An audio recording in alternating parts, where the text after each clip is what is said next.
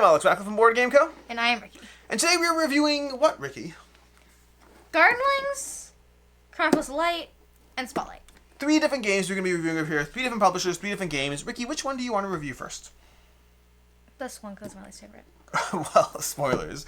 So we're going to start with Chronicles of Light over here. We're going to go ahead. I've taken some components out from all these games so we can give you a general overview. All these games are just going to show you some basic understanding of how the game works. It's not going to be a full overview of how the game plays. But basically in Chronicles of Light, you're going to be setting up the board over here. Let's just go ahead and just set up a general partial map over here. Try to make this structured as far as things that are going to connect. Then you're going to have your very, very cool miniatures over here that are going to start off in the very specific zones. I'm just throwing them on the map right now, but they will start off in specific zones. Honestly, this is enough. We're not going to do a full board, just enough for you to get a sense or feel from it. And then players are going to have their personal character dashboards over here with their various tokens and abilities that they can use. In the game, characters are going to, and then they have their locked ability as well. In the game, players are going to have their life total that they be mindful of. Every time they die, it's going to contribute to the shared death the players are going to have. You're going to have a specific setup card that you're going to get. You're going to have a bunch of different setup cards, all give you a different way that character starts, and then you have the unique abilities the characters have while they try to accomplish their specific quest that they're going through in the game, which usually involves wandering on the map, being mindful of enemies that are popping up, and trying to take down those enemies while cashing in on your special abilities together, working cooperatively to try to complete everything that's going on in the game. That's very high level as far as what's going on, but basically it's action selection. You have a limited number of actions in the game, but the players get to decide together who are taking those actions. So you can be like, oh, well, currently Belle's set up to go ahead and use more of her actions, and then we'll count against our total actions for the round. But you're basically trying to survive and kill things and not die as you play through Chronicles of Light with a large variable number of quests that the game will give you, so you have a lot of different asymmetric ways the game sets you up and the things you're trying to do. Ricky, why is this your least favorite of the games we're playing today? It's too simple. Too simple. So I don't just... Go ahead. Is there a non-Disney version of this game? Because this is Disney edition, and I'm very curious. You know, I hear you on that. I don't believe there is, but maybe that means there are plans. Why does it say edition? Because plans for the future, perhaps. That could be. But yeah, I don't disagree with you. I think Chronicles of Light is a very good gateway cooperative game. I think we're already at a point that even playing this... gateway game? Yeah, I mean... You played one before? Well, we like gateway games. We like lots of gateway games, but some gateway games are a little bit better. Some gateway games are good and replayable, even when playing with people who are a little bit more knowing what they're doing. This one we found a little too simple overall. In fact, the designer of the game actually commented at one point, giving you a list of the things you can do to tweak them. Some of them are in the rules already, and still, it's a little too easy overall. Which again, it just took like a while because it wasn't hard. It just took quite a few turns to move yourself around the map. Yeah. Because most players had to go from one end of the map to the other and then move all the way back somewhere else. Yeah, I don't disagree. It drew things out, but didn't feel particularly difficult. There's a timer in the game. One of the difficulty modifiers is making that timer worse. But if you're going to win anyway within a lot of time, there's a timer, not a physical timer, but you have a limited number of rounds basically before time will run out. Yeah. And so again, overall, I think the game is fun to an extent, but because for us there was never a challenge as we played it, that definitely affected our overall enjoyment. For me, rating wise, I'm going to give it a 3 out of 5. If it were more difficult, I could probably see that going to a 3.5, but as it stands, I think it's currently a 3 out of 5. I'm going to give it a 2.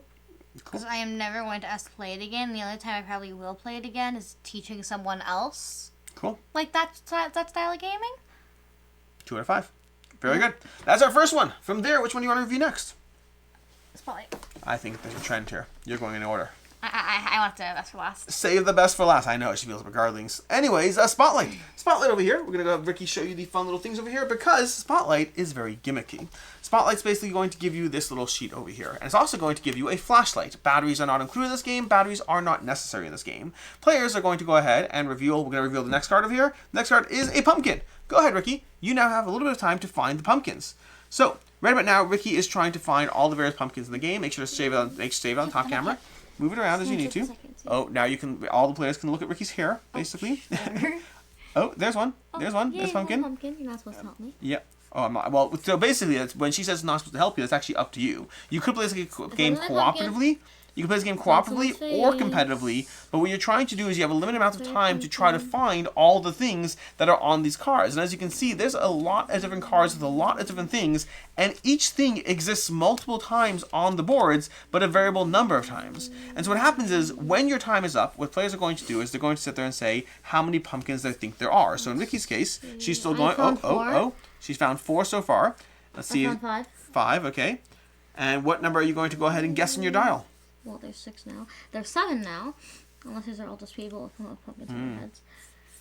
Okay. I'm going to go ahead and guess 7. Ricky's going to guess there are 7 pumpkins. Now, the relevance here is players can say on their dial whatever number they want. But if you say there's 7 pumpkins and there's only 5, you're not going to get any points for that. So you need to actually get as high as you can within the correct number. In this case, for pumpkins, it's okay. You can't get any higher. Ricky, there are 7 pumpkins. So when you flip the card over, there's 7 pumpkins. In fact, it shows you on each of the different boards where those pumpkins and the are. shopping bag board.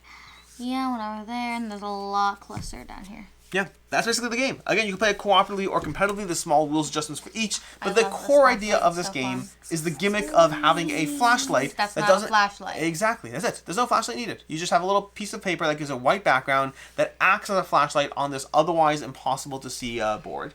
That is Spotlight. Ricky, what are your thoughts on Spotlight? It's very simple, but I love it. Yeah, I don't disagree. Because it's I Spy. With a cute flashlight. Yeah, that's exactly right.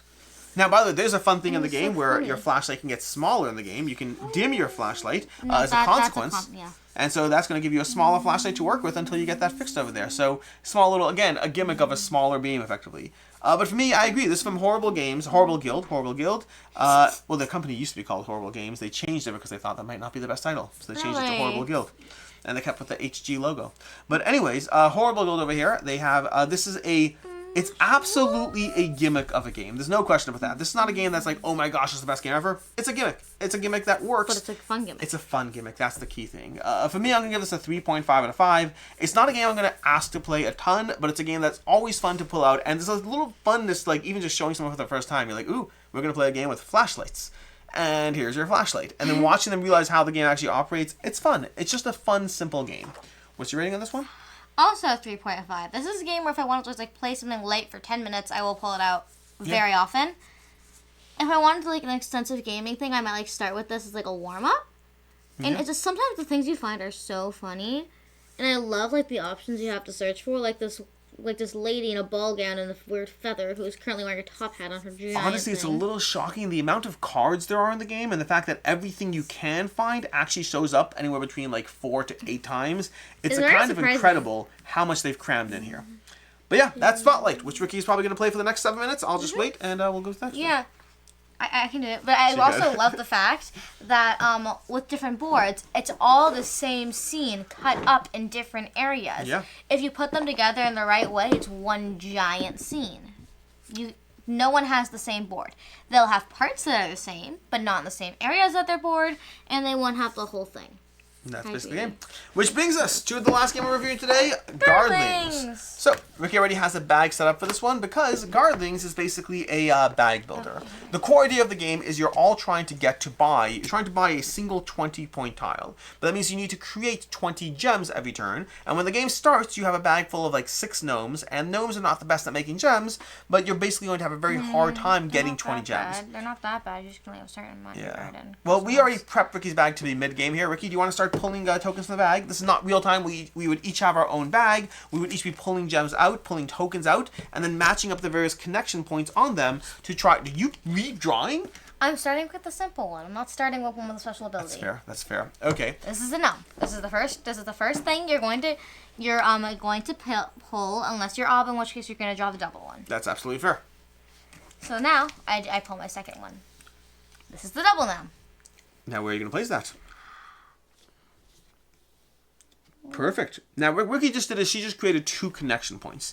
So that's going to be 2 gems, effectively, that she's getting this round to use to buy new gems. If you got to 20, boom, you can win the game. If you don't get to 20, you can buy higher and better gems. These are the starting gems, and if you ever have a 6th gnome drawn, you bust. And the problem with busting, it means you get, depending on whether you're playing advanced mode or basic mode... You either lose half or you lose 5. I think 3. 3. 3 or half. Anyways, go ahead. Draw another one. No. Wow, you have a bag full of things. You managed to draw only gnomes. Well, that's impressive. You know how we play this game. I do know how we play this game. Most of the gnomes are the same, by the way. Okay. Most of the time. And this one's going to go ahead and go, and boom. Next card. We're going to hopefully get a non-gnome at this point, because that would be great to show you. Boom. A unicorn! We get our first special ability. Where should I want to put this? This is a 4-cost tile, and the relevance of that is if you only get 4 connections, you can buy a 4-cost tile. I'm going to place that here, and I'm going to explain the special ability about this. Great, go ahead. This one, you can move it mid-game. Yeah. If you find a better spot to put this or you don't like where you've placed it, you can pick it up and move it somewhere else as long as everything in your garden is still intact. Let's say I had another tile over here that was not connected to this. I couldn't move this because it would be disconnected. Now, the key aspect of the game is the games come in 4 denominations. You can buy 4s, 7s, 10s, and 14s, This is a 10. all working your way up to get to the 20 eventually. But again, to do that, you have to buy you have to get better and better bags. Is the bird. So the bird has a double gem, which is great, but the problem is it has a vacant gem over there, which means you can't actually connect it. This is a blank. This is just there to make your life hard. Yeah. Where are you going to place the rest? These are wilds. They're bird eggs. They're wild. You'd think you wouldn't have such a hard time placing a wild, but I see that you do have a hard time placing a wild. Yeah. Based on the way this is set up over here. Oh, I got it. I can do it. There. That's what it's going to do. Except, of course, it will make this very, very hard. I mean, I couldn't get with that, so. Yeah, it's going to make that one hard. We have 2 wild over here, so we got 2 more connections. We can have 1, 2, 3, 4. Wait, 1, 2, 3, 4, 5, 6, 7 connections currently. So she can already buy a 7 tile this round. But we got another gnome. Now, at any point, you are allowed to stop drawing and say, I don't want to draw anymore. Which, now that Ricky has drawn this gnome, she's currently at 5 visible gnomes on her board. 1, 2, 3, 4, 5. If she draws another gnome, she will bust. So, we're going to see how that plays out for her. Dragon. A dragon. I don't remember the dragons. I don't remember offhand either. There's a little player. I do remember. The dragon, if you have 3 of them on your board, then you get something. Doesn't it make your opponent lose something? Maybe your opponent loses a coin? Is that what it was? You steal a coin from your... Oh, it's so close yet so far. But you could go ahead and place this over here. I know. That would have gotten so Double pretty. gem connection. I know. It wasn't so pretty that way. We're going to keep going and see if Ricky wants to stop. Do you want to stop? No. No, she's not going to stop. Another unicorn. Another unicorn. Why? Why does everybody... Oh, that's almost, but not quite. So much. So close and yet so far. Try to figure out where to place Wait, no, you can't use wild on No, this. you cannot. That's a shame. So, yeah. Where are you going to place it? I think you might have to give up and go for a non-ideal placement. That's a really non-ideal placement. But the good news is we can move it. We can move it. So we're not stuck in quite yet. What's the next thing that's coming? It's going to be a gnome, isn't it? It's a gnome! No! Ricky just drew a gnome, which means we bust. Yeah. I have more tests to show you. She wants to show you more tiles. Are you trying to show 14? I'm showing every... I don't think there's any 14s in this bag. I'm just trying to show each Oh, time. this one over here. This one's a fun one where if you get both gems on this side and that side, you also get the bonus gem in the middle. So if we go ahead, for example, and place the starting one We are going to do... Beautiful. Yep, beautiful. Gonna move that around and then move that around. And done. Now we have an extra gem. It may not be the most efficient, but at least you know how to play. We got a bonus gem in the middle. This looks so wrong. Anyways, that's basically the game. I'm not done. We're not done. I have one more tile. We got one more tile. And I misplaced. I found them. 2 more tiles. 2 more tiles. Okay. So first, I'm going to go with this one. Okay. Oh, no. Oh, no. Oh, no. Do you need another one of those? Oh, no. This is a triple gem connection, which is very cool. We got a coin in the bag. Did you really put a coin in the bag? Wow. Intentionally? Oh, no. Okay. So this is the kitty cat. A kitty cat has triple gems. Okay. You need 2 kitty cats for the kitty cat to be useful. Yep. So try not to mess those up. Yep. Then, these are great. There will be some occasions where you bust really early, like us, because we have terrible luck, and you cannot afford to get a 4. So, instead of taking a 4, you take this pig and a coin. This pig, once you get 3 pigs on the board, you get to upgrade it to a better pig. This coin, let's say you got 9 gems, and you want a 10. You pay this in, you get 10. You cannot use this you cannot use this to get to the 20. And we always end up putting them in our bags. Yeah. I was like, I probably put it in the bag. That's basically Gardlings. So, Yep. the basic idea, trying to work your way up. It's bag building. You work your way to a 20, and then try to get whatever you can from the game engine. What are your thoughts on this game? I love it. It's so fun. It is kind of fun. It is something strongly compelling about this game. I don't know, strangely compelling about this game. It's basically just bag building. We like Quacks of Quedlinburg. It does have a Quacks of Quedlinburg vibe to it. But with a cuter theme, and it's slightly less easy. It's slightly harder to bust, and it isn't like you lose everything when you bust. So for me, I like the game a lot as far as the overall concept of what you're doing. You're bag building, you're buying new tiles, you're working your way towards better tiles, eventually you get a 20. The main thing that does hold it back for me a little bit is I wish there was more agency over the tiles you bought. Right now you just buy from face down stacks of the 4s, 7s, 10s, or 14s. I like the randomness. It can be nice, it makes the game more accessible. I like to not look at what I got and then show up randomly when you pull. Yeah. That is fun. Again, there's fun to it. I think it does hold back a little from the strategy where I can't buy good tiles. I'd be hesitant I'd be hesitant to have too much control because then you have people who are trying to hunt for perfect matches before they buy a tile. But I almost wish you could be like, I want to buy a dragon, I want to buy a farmer, I want to buy specific concepts, and you can't do that in the game. That's the one thing. There's different stacks. You have some control over which stack, which has some commonality. But you can, instead of having the stacks of cost, just decide how useful certain things are and then place a cost on those. Yeah. But you'd have to house roll those things. Yeah. But either way, I still like the game a lot. For me, this is still coming in at a 3.5 out of 5. I want to give it a 4 almost. I do think it holds back a little bit for me, but I have a lot of fun with this one and definitely recommend checking it out if you want, again, a game that will work well with kids, gateway gamers, and gamers alike. It's just a fun time. I'm giving it a 4 because I think that the unpredictability is good with the amount of different options you have. I think that's reasonable. Though I feel like if you are a certain way in the game, it's a little frustrating you still haven't gotten this. It took me 3 games to get a bird. Yeah, that can happen. And you can bust a lot. And then didn't get to play it. Yeah.